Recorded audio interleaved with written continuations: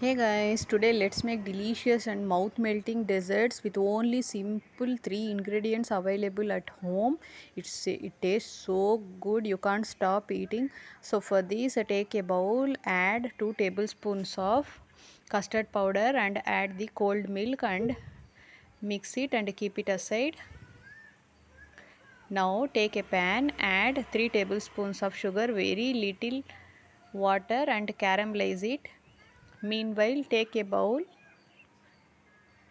which is in circular shape. Here the sugar is caramelized. Add the caramelized sugar into the bowl. Now heat milk.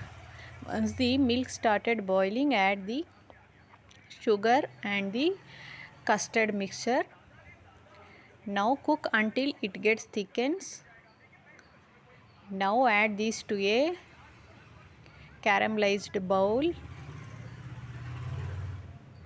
and keep it in fridge for 4 to 5 hours and enjoy. If you like the